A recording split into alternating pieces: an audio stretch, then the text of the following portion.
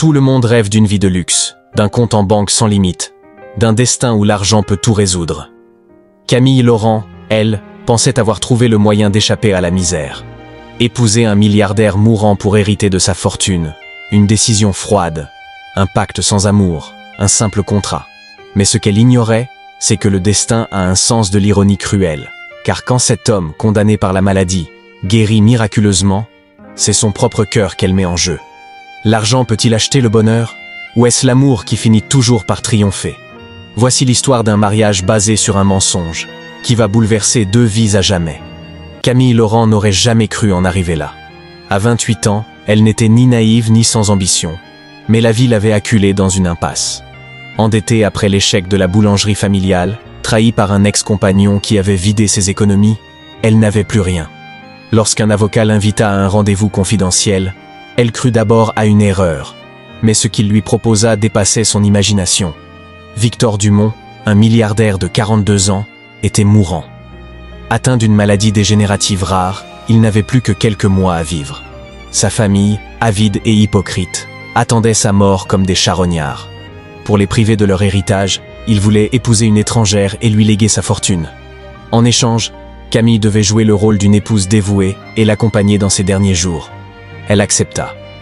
Le mariage fut expéditif. Victor, malgré son état, avait un charisme froid et intimidant. Son regard perçant la sondait, comme s'il devinait ses pensées. Il ne cherchait ni tendresse ni pitié, seulement une compagne qui éloignerait sa famille.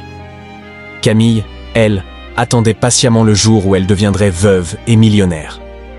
Mais rien ne se passa comme prévu. Les premiers mois du mariage furent une épreuve. Victor était un homme fier, refusant de se montrer vulnérable. Mais la maladie ne lui laissait aucun répit. Il souffrait de douleurs chroniques qui le laissaient haletant, de poussées de fièvre qui le clouaient au lit, de nuits d'insomnie où il fixait le plafond, perdu dans ses pensées. Camille, au départ, faisait le strict minimum. Elle restait à ses côtés, jouant son rôle d'épouse, mais gardait une certaine distance. Après tout, ce mariage n'était qu'un arrangement. Mais plus le temps passait, plus elle se surprenait à s'inquiéter réellement pour lui. Un soir, elle entra dans sa chambre et le trouva affalé sur un fauteuil, tremblant. Son visage, d'ordinaire si dur, était marqué par la douleur. « Vous devriez être au lit », murmura-t-elle en s'agenouillant près de lui. Il eut un rictus. « J'en ai assez d'être un mourant. » Pour la première fois, Camille vit autre chose en lui qu'un homme riche et cynique. Elle vit un homme fatigué, qui se battait contre son propre corps. Sans réfléchir, elle alla chercher un linge humide et le posa doucement sur son front brûlant. Victor ne protesta pas. Il la laissa faire, son regard ancré dans le sien. « Pourquoi tu fais ça ?» demanda-t-il après un long silence. Camille hésita. Elle aurait dû répondre que c'était son devoir d'épouse, mais la vérité était plus troublante. « Parce que je ne veux pas vous voir souffrir. » Ce soir-là, quelque chose changea entre eux. À partir de ce moment, Camille s'investit de plus en plus dans les soins de Victor. Elle restait à son chevet durant ses crises, l'aidait à s'asseoir lorsqu'il était trop faible, le forçait à manger quand il perdait l'appétit. Elle lisait pour lui, parfois des romans, parfois des articles sur les avancées médicales dans l'espoir de trouver un remède. Une nuit, alors qu'il suffoquait sous une crise, elle lui prit la main et la serra fort. « Respirez avec moi, Victor. Je suis là. » Il s'accrocha à sa voix, suivant son souffle, jusqu'à ce que la douleur s'apaise. Il ne dit rien, mais le lendemain matin, alors qu'elle déposait un plateau repas sur sa table de chevet, il murmura un simple « Merci ». À cet instant, Camille comprit que son cœur avait commencé à vaciller.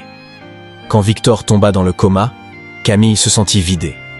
Elle passa des jours entiers à son chevet, lui parlant comme s'il pouvait l'entendre. « Je ne voulais pas m'attacher à toi, mais je crois que je n'ai pas eu le choix. » Elle caressa ses doigts, cherchant une réaction, un signe.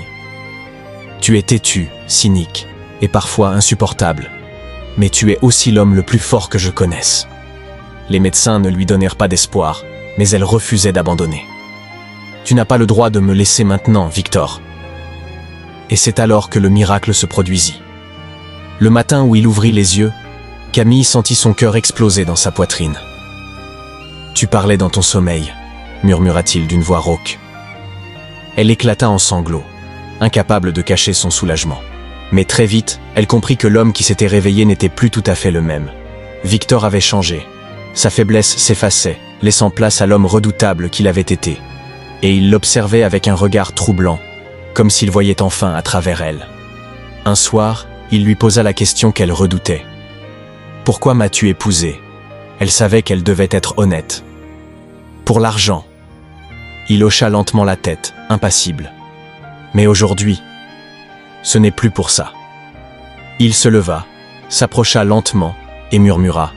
« Alors prouve-le-moi. » À partir de ce soir-là, leur relation devint un jeu de séduction et de défiance.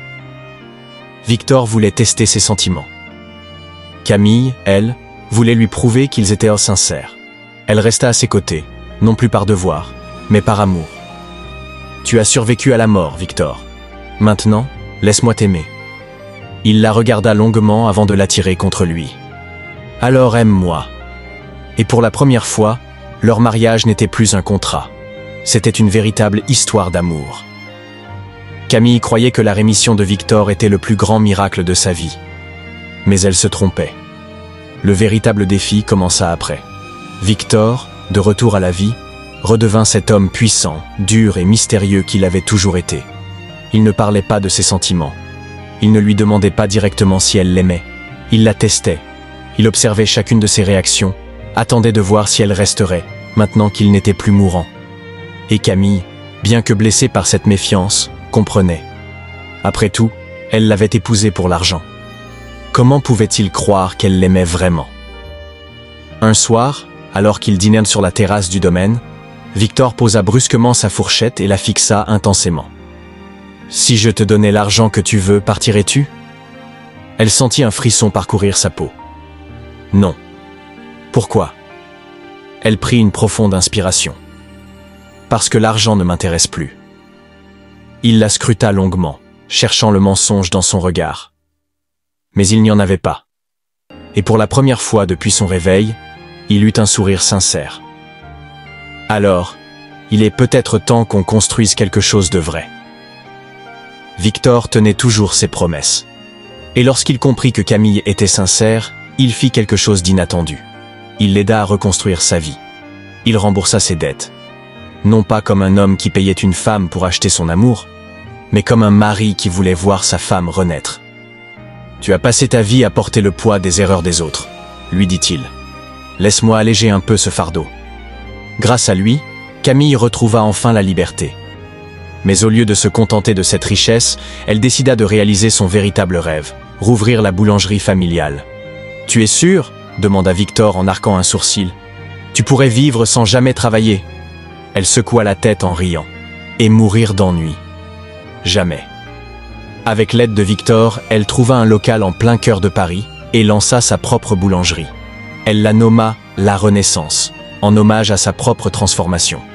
Les mois passèrent et la boulangerie connut un succès fulgurant. Grâce à son talent et à la réputation de Victor, la Renaissance attira rapidement une clientèle fidèle. Mais le plus important, c'est que Camille se sentit enfin accomplie. Chaque matin, elle se levait à l'aube pour préparer ses viennoiseries, pétrir la pâte, sentir l'odeur du pain chaud envahir la boutique. Et chaque soir, Victor venait la chercher, toujours aussi séduisant dans son costume impeccablement taillé. « Tu es couverte de farine », fit-il remarquer en caressant une mèche de ses cheveux. « Et toi, tu es beaucoup trop élégant pour traîner dans une boulangerie. » Il haussa les épaules. « J'aime voir ma femme heureuse. » Et elle l'était. Leur mariage, autrefois basé sur un mensonge, devint une véritable histoire d'amour. Victor n'était plus seulement un milliardaire cynique. Il était un homme qui avait frôlé la mort et appris à aimer. Et Camille, elle, n'était plus une femme désespérée en quête d'argent. Elle était une épouse, une entrepreneuse, une femme comblée. Un soir, alors qu'ils dînaient dans leur villa en bord de mer, Victor prit la main de Camille et la serra doucement. « Je ne pensais pas qu'on en arriverait là, » murmura-t-il. « Moi non plus, » avoua-t-elle. Il plongea son regard dans le sien. « Et pourtant, je n'échangerais ça pour rien au monde. » Elle sourit et posa sa tête contre son épaule. « Ils avaient traversé le mensonge, la maladie, la peur de l'abandon. Et pourtant, ils étaient encore là, ensemble. Et cette fois, leur amour n'avait plus rien d'un contrat. C'était un engagement pour la vie. On croit souvent que l'argent est la clé du bonheur. Mais ce que Camille et Victor ont appris, c'est que la véritable richesse ne se mesure pas en millions, mais en moments sincères, en regards échangés, en sacrifices faits par amour. Le destin a mis Camille face à un choix, poursuivre la fortune ou embrasser l'amour. Elle a compris que l'argent peut ouvrir des portes, mais seul l'amour peut remplir une vie.